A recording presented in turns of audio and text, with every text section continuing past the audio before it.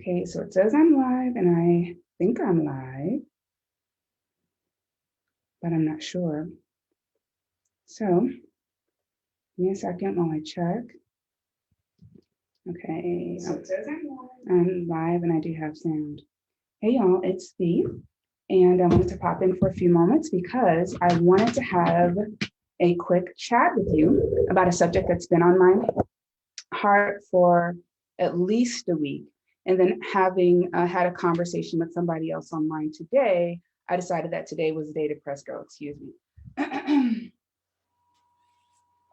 Excuse me for two things, because I'm being tacky today. I'm being very, very tacky. I consider showing the straps tacky, and I'm just being really, really tacky today.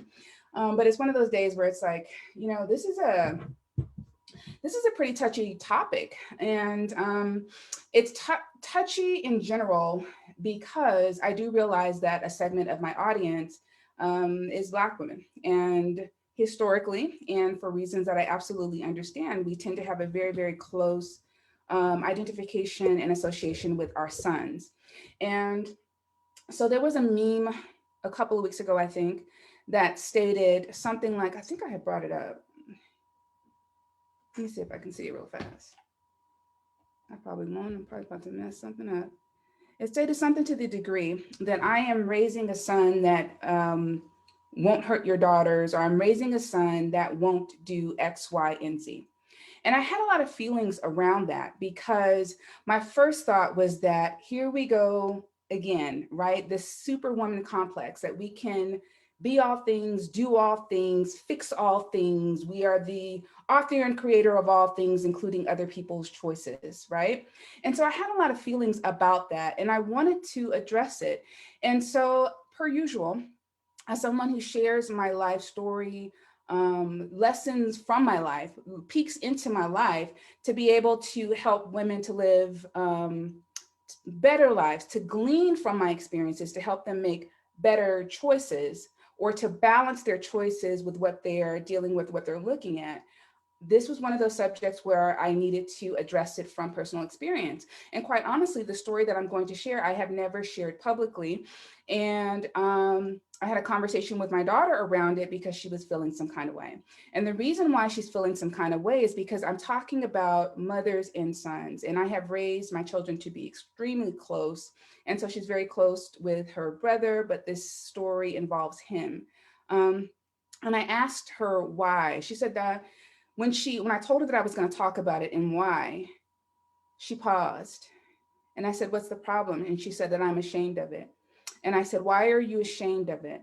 And she had to think about it. And she told me why she was ashamed. She was ashamed that it happened. She was ashamed that that is a part of our story. She's ashamed of the whole scene. She's ashamed that he played a part in it. But the truth of the matter is, and I told her, I said, this is perfect. This is a perfect conversation to be having with you, because this is exactly why I want to have this conversation with these moms, these women who are raising sons. We should not carry shame around anything that other people did that affected our lives. I don't care who they are, right? We shouldn't carry shame or blame around having to process circumstances, situations that other people's choices put us in. We should never carry shame around having our lives affected, having, regardless of what it is, having the trajectory of our lives change because we then had to respond to other people's behaviors, right? So I had to remind her that we, in 2020 and beyond this, we're carrying nothing with us, right? I'm ashamed of absolutely nothing. However, I do understand where she's coming from, and it is a sensitive topic. But I had to remind her, like she told me, that people affect your life for better or for worse, or they contribute to a story, and you have every right to tell that story for your purpose, for your benefit, if it was an integral part of a lesson, some moment in time, something that solidified you, an ideology, revolutionized something, changed who you were, played a part in your becoming. And this was that for me as it related to my son, okay? So again, the meme stated that you're gonna raise a son and the son will not do X, Y, and Z. And I'm going to start, before I tell you the story, I'm going to tell you to stop agreeing with people now, because they will crucify you. They will drag your name through the mud, regardless of what happens. Have you figured this out? From the Garden of Eden to the people on the internet, it's always the mother. We always look for a reason to find the mother at fault. But in a patriarchal society, in a healthy patriarchal society, the mother is never looked at for such things, right? It's always the father that would be questioned upon such behavior, because it's a patriarchy, okay? We are simply pawns that are dealing with the construct of this situation, all right? Okay, so you know that in 2017, I moved, I moved to Las Vegas. My children were aware that I was making that trip. And so my son decided that he was going to go with me. My son and my daughter decided that they were going to go with me. And so we got a place, and a beautiful place for healing. It was just absolutely perfect. And for quite a while, things were really good. We had a system worked out. We had a budget for our household. We lived very similarly to the lifestyle that we have always lived. We've lived a middle-class lifestyle. We have a lot of privileges. My children have been very privileged. They've been homeschoolers, et cetera. They've always had a voice. They've always had a choice in how they were educated. They've always had a say in what they were going to do and what they were not going to do. And so we managed to have very similar circumstances. And we were doing really well. And I have to tell you that my son has always been a beautiful boy. He's 24. And I've always prided myself on who he was becoming and how he was raised. He was raised in the Christian way, fully, not just in ideology. This was a lifestyle that we were fully enmeshed in. And homeschooler, all of that stuff, right? 2-parent home, mom and dad, driving a car when he's 16, had his own car. His dad made sure that he had one. And so we made that decision that everybody, I'm leaving, y'all going? So they said, yeah, they're going, right? So we get there, we find a place, we do everything. And so within about, I don't know, I'll say some months into our stay there, my son decided to introduce a part of him to us that we had never seen, okay? And so I recall the night he said, I think it was something like 10 o'clock at night, something like that. And he said, I have a friend coming over that's going to come over and watch TV for a little while. And I looked at the clock and I said, Jay, it's 10. It's like, what time your friend getting here? Oh, they'll be here in about 11. And I looked at him and I said, bruh, them's booty calling hours. I said, I'm getting ready to go to sleep. Your sister getting ready to go to sleep. I said, Jay, you can't have no woman in the house, doing that kind of stuff, whatever.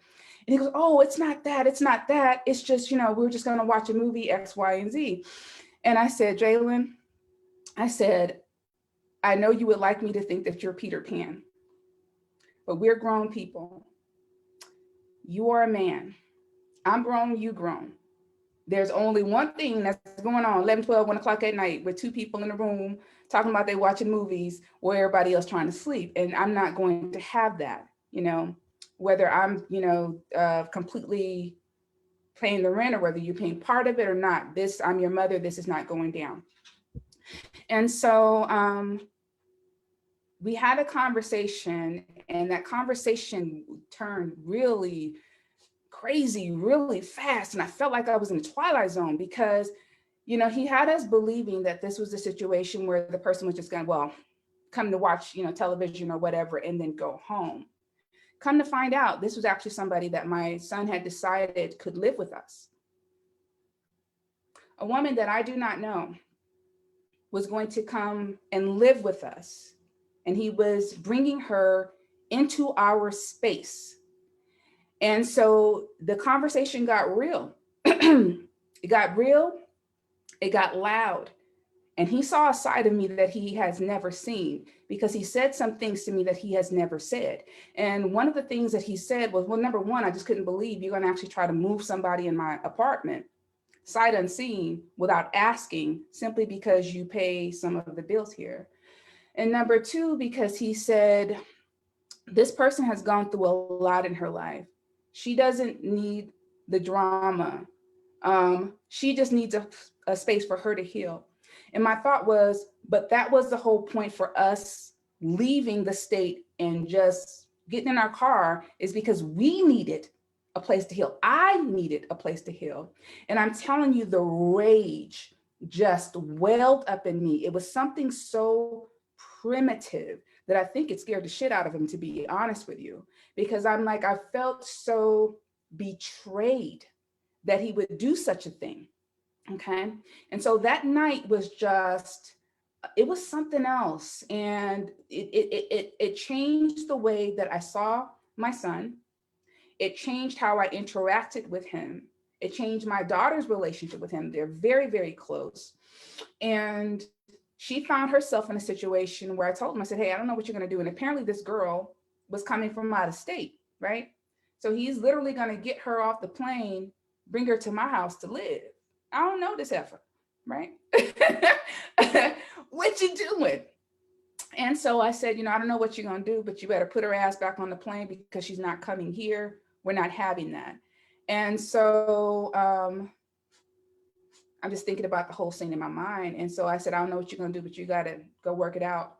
And so he left and he came back thinking that he's going to get in the house. And so my daughter runs to the door and she's holding the door like, you're not coming in here, right? And if you knew my children, you'd understand how foreign the experience was for them. They are close, they are thick as thieves. That was with intention that they would have a relationship this way, because I was not afforded this relationship with my mother. Understand that I did the opposite. Everything that my mama did, my father did, I did the opposite, right? I was never told I was loved. My children were told that every day of their lives. My parents didn't give a shit about our education. I made sure that not only did I educate them, I helped them all the way through college. We didn't have a voice. I gave them a voice. I didn't have a car. I made sure my husband made sure that my son had a car. I didn't have a dad in the house. I had men coming through the house when I was growing up. That we were married. We had a family. So it was the complete opposite. So just imagine that we felt like we were in the twilight zone, right? And so we had this experience, and a lot of other things happened after that. So basically they didn't stay. He ended up staying somewhere with her for a couple of days, put her back on the plane, sent her home. I don't know what the hell he did with her. And then his behavior began to change towards us financially, okay? So the reason why I'm telling you that, I don't want to go into too many more details than necessary. I don't want to cast my pearls before swine, before a lot of people, women, right? Black women that particularly might not appreciate me being so forthright about it.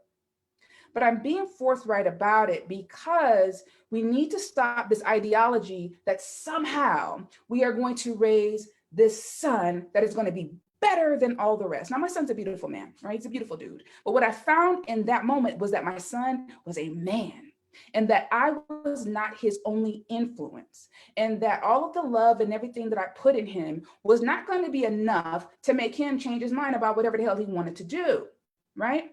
So we think we're going to do these things and control these human beings who are male, no less, who identify more with their male counterparts, who identify by the age of 13 more closely with their father, whether they have anything with their father or not. They're not identifying that with you. So we can stop this fairy tale. We like to live in fairy tales that we are somehow going to create this different type of man. And how insulting to all the other women who have thought the same thing and tried the same thing, right? Before I had my children, I said, I wanted 5 sons, 5. Why 5? Because I was going to make sure that I created a better son. He was not going to be a thief, and he ain't. He wasn't going to be a womanizer, and as far as I know, he ain't. He's not going to be an abuser. He's not going to be all of these things. All of your effort go into creating this new kind of man that's not going to be abusive, that's not going to be a betrayer, that's going to choose your image, which the young lady that my son brought she didn't look like me, okay? And I don't have a problem with that. Swirl is fine with me. But this is just a fact. She did not look like me. So then even after all of the rolling out the red carpet, doing the opposite, making sure that you're loved, caring for you, giving you a choice, making sure that you understand how to navigate life, just being a cheerleader, it didn't stop that moment in time from happening where all of a sudden me and my daughter were thrown under the fucking bus behind whatever he wanted to do. You see what I'm saying? So we need to take off the cape in a multiple ways. They are going to drag your name just because you are a woman. In a patriarchal society, women are not looked at like that. In unhealthy patriarchal societies, in failed patriarchies, they look at you like that. What have you done? Why is your son this way? The mother must have done this. They never stop to think about the father. It's always you. You're the scapegoat. When are you going to decide to take yourself off of that sacrificial seat? My suggestion to you is that you do it now, okay? So as a mother who did everything that I knew how to do, right? Father in the home, homeschool, all of those things, I came in that moment in time to understand that I am not his only influence. He is a man. He has to figure out his way. He has to figure out what he wants to do with his life, the type of man that he wants to be. And none of that is predicated on me, right?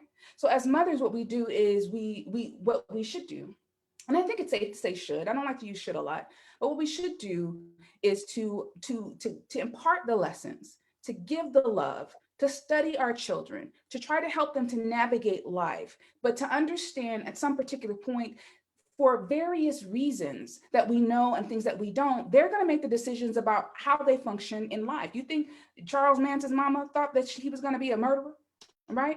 Every rapist, and we have all these deviants and rapists out here. You think their mothers didn't love them or did not try to keep them from causing harm to your sisters? They did, right? Many of them did, right? So I'm saying that to say, don't agree with them now. When you see these memes, it's so easy to be like, oh, yes, that's right, 100, this, that, and the other. It's so simplistic. It's such a simple-minded thing to do. Have you sat back? Have you watched? Have you seen what they do to women? Have you seen what they do to mothers, right?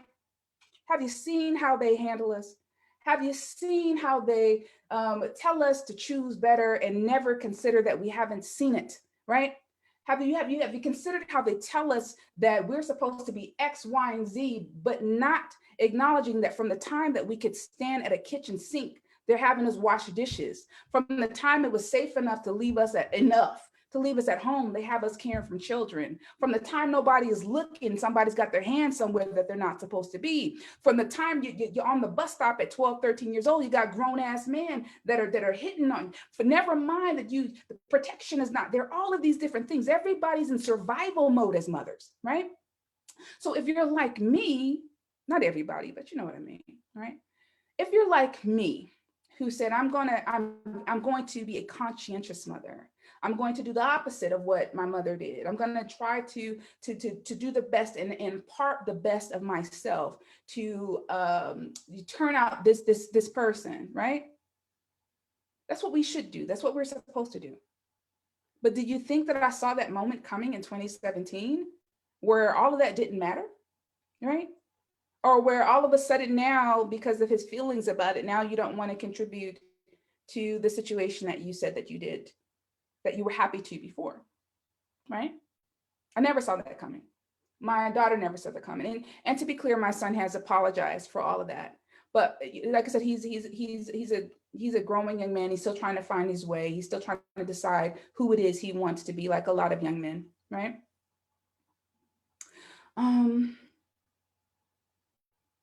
Yeah. So I don't want to tell you something or sell your own shit back to you or package something up that I want you to hear. Don't set yourself up for that type of more things to harm your self-esteem, to harm your image, to feel like you need to whip yourself with a cat of nine tails, because these human beings are being human beings, that they are functioning like they should based off of the programming that they've been given. You know, some of this stuff is cellular, right? It's cellular. Some of it's back from slavery. We're not going to stuck there because I'm sick of y'all with all that stuff too. But some of it is from that. And then some of it's from the music. And then some of it's from media. Some of it's from nurturing, some of it's from their father or lack thereof, a lot of it's from society. But if they're millennials and Gen Z, a lot of it's from the internet, different things like that. You are not your child's only influence. Stop trying to be God in the life of gods, right? Everybody gets to be their own. They get to decide. And when we're talking about men, men relate to men, right? I know we get it twisted because a lot of times they look at us like we're men, right? If you allow it. If you allow it, if you put yourself in a position to be treated like, look like a man, they're gonna treat you like that, right? But men relate to men. And so don't agree with them now as it relates to your son, because they will drag your name through the mud. And I see women doing it. I see men doing it. But quite honestly, these are the women that associate so closely with men, and they want those noogies on the head so damn bad that they will throw their sisters on the bus. Never mind that they've seen this 1,000 times over. They've seen the loving touch. They've seen the caring touch. They've seen all this shit. And yet the dude still grows up to do whatever he wants. He still turns around and gives you his ass a kiss, right? It happens. It happens. But don't agree with them now that you are the all for the decisions that everybody else makes. You are to love your children, love your son, impart your lessons, but understand this is a patriarchy, right? This shit is real and it's not centered on you. It just isn't, right? It just isn't.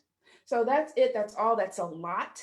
I've never shared that, but I would like to know if you got something from it, if you appreciated it, if you resonated with it, if you have something to add, I would like to know. Because I'm not doing this for my health. There's a rhyme and reason to what I'm doing. I really want to help you to be able to see clearly. And I've lived on this earth almost 50 years. I would think that my experience, while it's not scientific, right, it's also not theory, it's lived out, and it's also from observation. And this is quite helpful when you're dealing with people who have a lot of opinions, because they're looking for a reason to point the finger at you, right? When you have literally done everything that you could to make sure that you turned out a human being of quality, and hopefully, hope, if you're like me, hoping that someday someone will say, thank you for everything that you put in him, right? Hopefully I will still get that. But at the end of the day, he gets to decide if any of that shit matters at all, not me. They're human beings. They're going to make their own decisions, and they identify with men as they should, right? Not you.